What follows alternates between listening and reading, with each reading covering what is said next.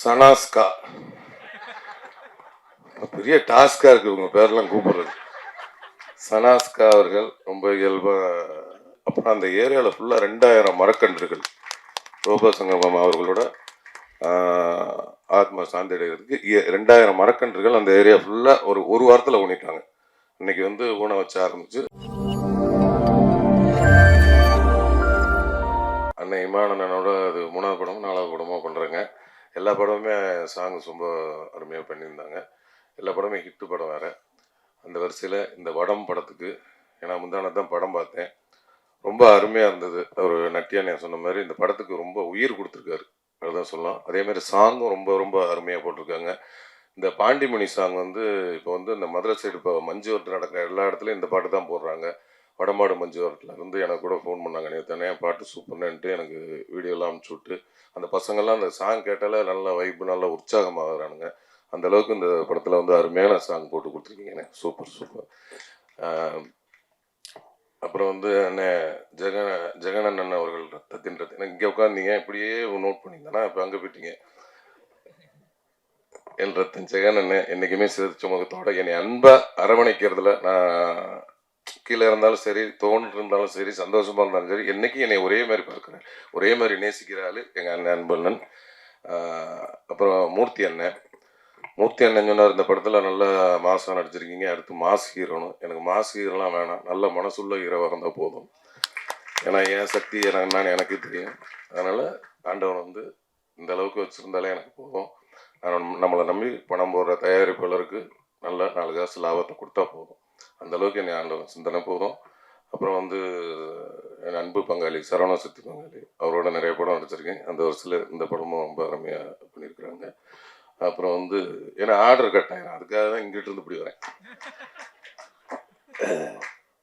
இப்போ எங்கள் art director அண்ணன் ரொம்ப அருமையாக இந்த படத்தில் வந்து இங்கே ஸ்பாட்டில் பார்த்தா எதையாவது தூக்கிக்கிட்டு எதாவது ஒன்று பண்ணிக்கிட்டே தான் இருப்பார். இந்த அளவுக்கு இயல்பாக வந்து ரொம்ப ஏன்னா டைரக்டரோட நண்பர் அப்படின்றதுனால எந்த ஒரு ஈகம் எல்லாமே இது என்ன ஆர்ட் டைரக்டர் நானாக செய்யணும், அசிஸ்டண்ட் தான் செய்யணும்லாம் கிடையாது. இல்லை, எந்த வேலையாக இருந்தாலும் இறங்கி செய்வார். அந்த அளவுக்கு ஒரு பிரமாதமான ஒரு ஆர்ட் டைரக்டர். அப்புறம் வந்து எல்லாரும் சொன்ன மாதிரி மாஸ்டர் முருகன் மாஸ்டர் அவர்கள் என்னை வந்து ரொம்ப அருமையாக, நான் அவ்வளோ ஃபைட்டு போட்டிருக்கேன். ஆனால் வந்து எனக்கு ஒரு ஸ்டெயின் கூட தெரியல, ஒரு ஃபைட்டு பண்ண மாதிரியே தெரியல. அந்தளவுக்கு ஒரு ஒரு குழந்தைகிட்ட வேலை வாங்குற மாதிரி தான் வாங்கினார். ரொம்ப இயல்பாக வாங்கினார். சூப்பராகவும் பண்ணியிருக்கேன். நல்லா பண்ணனா மாஸ்டர், ரொம்ப சூப்பர். என்னை ரொம்ப நல்லா பண்ண வச்சதுக்கு உங்களுக்கு ரொம்ப நன்றி மாஸ்டர். ஆமாம். அதுக்கப்புறம் இங்கே அந்த மற்றும் எல்லாம் வந்து ஏன்னா அவங்க நிறைய பேர்த்தோட எனக்கு காம்பினேஷன்லாம் இல்லை, இருந்தாலும் அவங்க எல்லாத்துக்கும் என்னுடைய வாழ்த்துக்கள். அப்புறம் காஸ்டியூம் டிசைனர் டோத்தி, உங்கள் வாயிலே நுழையாது உங்கள் பேர், டாங்தி. டோத்தினா வேஸ்டியா, டோரத்தி அவர்கள் காஸ்டியூம். இந்த படத்தில் வந்து என்ன வழக்கம் போல் வேட்டி சட்டை தான் போட்டிருப்பேன், இருந்தாலும் அந்த டிசைன் பண்ணி கொடுத்தது இவங்க தான். இன்னைக்கு போட்டிருக்கு,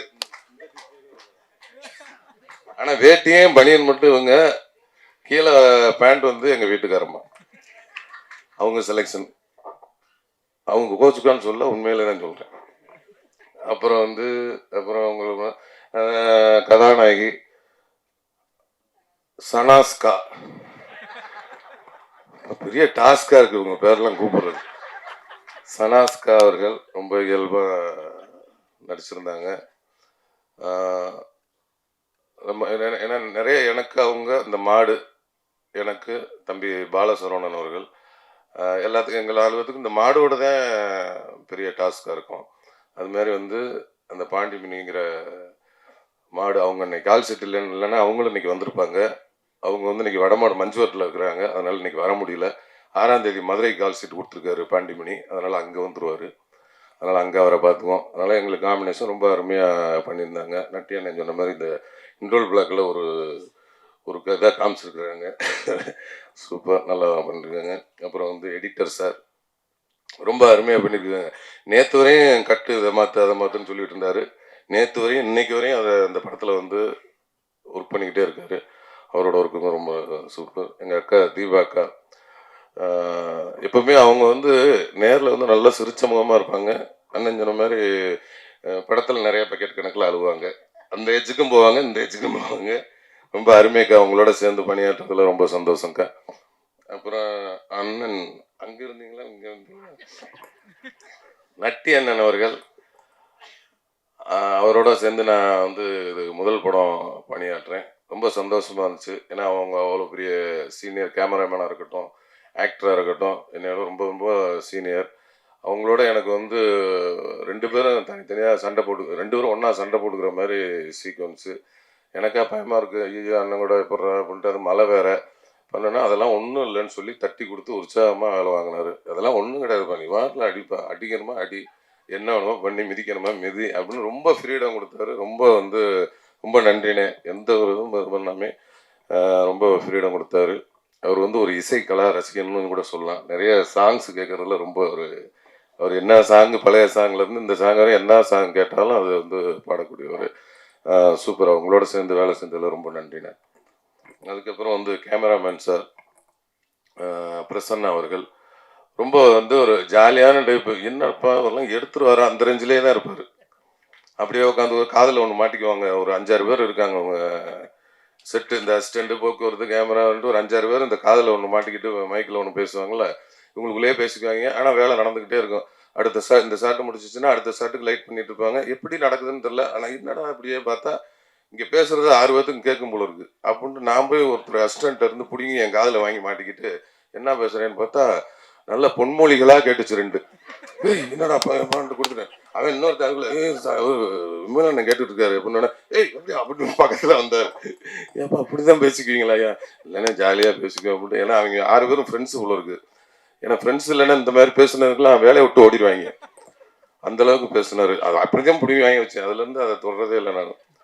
அந்த அளவுக்கு ரொம்ப ஜாலியாக ஒர்க் பண்ணார், சிரிச்சுட்டு இருந்தார். படம் பார்த்தேன். ரொம்ப ஒளிப்பதிவு ரொம்ப நேர்த்தியாகவும் ரொம்ப அருமையாகவும் இருந்தது. அதாவது எங்களை மனுஷங்களை வச்சு கூட ஒளிப்பதிவு பண்ணிடலாம். நம்ம பாண்டிமணி அந்த மாடை அவங்கள வச்சு ஒளிப்பதிவு பண்ணுறது வந்து ரொம்ப சிரமம். ஏன்னா நம்ம ஒரு இடத்துல நிற்க சொன்னாலும் நிற்க மாட்டோம். அது வந்து இங்கே நிற்க சொன்னால் அங்கே போய் நிற்கும்.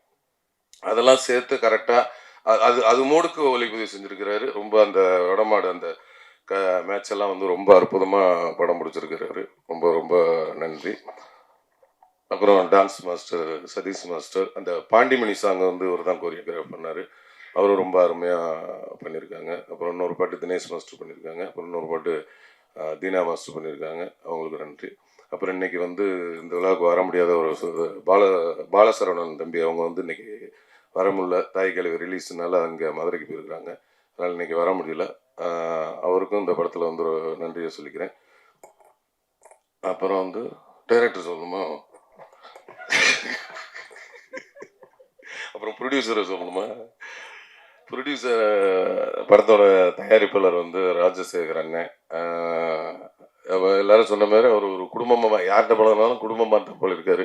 இப்போ நிறைய குடும்பத்தை சம்பாரிச்சிருக்காரு சினிமாவில். அண்ணன் ராஜசேகர் அண்ணனுக்கு அவரை பற்றி ஒன்று சொல்லணும்னா, அதான் எல்லாரும் உணவு சொல்லிட்டாங்க.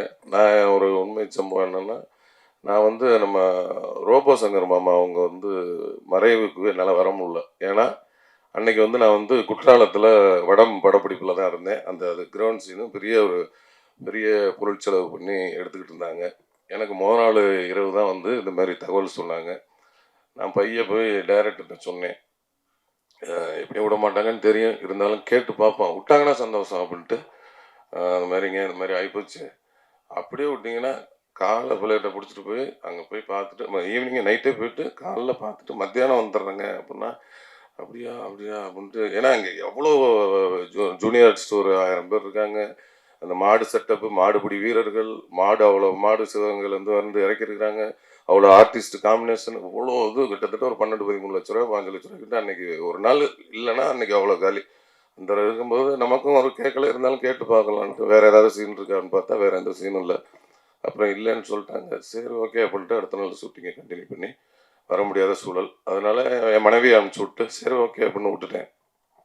அப்புறம் பார்த்தா ரைட்டு ஓகேன்ட்டு அதை பார்த்துக்கிட்டு அன்றைக்கி அவரும் இருந்தார். சரி அனுப்ப முடியலன்னு பார்த்தா அடுத்த நாள் என்ன பண்ணிட்டாரு, ஈவினிங் எல்லாத்தையும் இது பண்ணி கூப்பிட்டு டோட்டல் யூனிட்டை கூப்பிட்டு அவருக்கு வந்து ரோபோ அவர்களுக்கு ஒரு பெரிய ஃப்ளக்ஸ் அடித்து கண்ணீர் அஞ்சலின்னு போட்டு பெரிய ஃப்ளக்ஸ் அடித்து அங்கே வச்சு டோட்டல் யூனிட்டையும் கூப்பிட்டு மௌன அஞ்சலி செலுத்தி அன்னைக்கு வந்து அங்கே அந்த ஊர் கிராமத்தில் இருக்க எல்லாத்துக்கும் 500 புடவை எல்லாருக்கும் அவரோட ஞாபகார்த்தமாக கொடுத்து, அப்புறம் அந்த ஏரியாவில் ஃபுல்லாக 2000 மரக்கன்றுகள் ரோபோசங்கமம் அவர்களோட ஆத்மா சாந்தி அடைகிறதுக்கு 2000 மரக்கன்றுகள் அந்த ஏரியா ஃபுல்லாக ஒரு வாரத்தில் ஊனிட்டாங்க.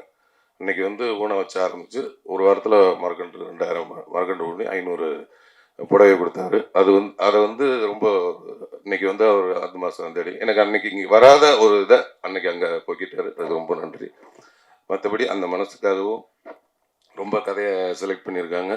இந்த படம் வந்து மாபெரும் வெற்றி அடைஞ்சு பெரிய பெரிய இந்த நிறுவனம் மாசாணி அம்மன் இந்த நிறுவனம் நிறைய வெற்றி படங்களை கொடுக்கணும். அதுமாரி நம்ம அண்ணன் இமான் அண்ணன் வந்து டிஐ சவுண்ட் ஃபேக்ட்ரி தொடங்கியிருக்கீங்க. அதுவும் பெரிய பெரிய நிறுவனமாக வரணும்னு என்னுடைய வாழ்த்துக்களை தெரிவிச்சுக்கிறேன். அப்புறம் வந்து டைரக்டர் கேந்திரன் சார் இந்த கதையை சொன்னார். கதை நல்லா இருந்தது, ஆனால் எடுப்பாரான்ற எனக்கு ஒரு டவுட் இருந்துக்கிட்டே இருந்தது. ஏன்னா சொன்ன மாதிரி எடுக்குமாரா, என்னன்னா இதில் வந்து இது வந்து ஒரு கமர்ஷியல் படம் தான், ஆனால் இது கதை உள்ள கமர்ஷியல் படம். கதைன்னா ஒரு 4-5 கதை உள்ள கமர்ஷியல் படம் அப்படியே இருக்கும். ஆனால் எல்லாத்தையும் கரெக்டாக சொல்லி கிளைமேக்ஸில் எல்லாத்துக்கும் ஆன்சர் பண்ணணுமா, அது பெரிய இது. என்னடா இது எடுத்துருவாரா அப்படின்னு பார்த்தா ஷூட்டிங்கில் எடுத்துக்கிட்டு தான் இருந்தார். ஆனாலும் எனக்கு நம்பிக்கையெல்லாம் போயிட்டே இருந்துச்சு. எல்லாமே கரெக்டாக தான் போகுது. அப்புறம் டப்பிங் பேசினா எல்லாம் போகுது. முந்தானது படம் பார்த்ததுக்கு அப்புறம் தான் திருப்தியாக இருந்தது. ஏன்னா அதுவரையும் எனக்கு திருப்தியே இல்லை. அதனால் வந்து படம் பார்த்தேன். அவர் சொன்னதை கரெக்டாக எடுத்து கொடுத்துட்டாரு. அண்ணனோட இசையும் ரொம்ப இதாக இருக்குது. இது இனிமேல் வந்து இந்த படம் வந்து மீடியாக்களாக நீங்கள் மக்கள்கிட்ட வந்து ரொம்ப சப்போர்ட் பண்ணுவீங்கன்னு நினைக்கிறேன். எல்லோரும் இவ்வளோ நேரம் காத்திருந்து பார்த்ததுக்கு ரொம்ப நன்றி. வணக்கம்.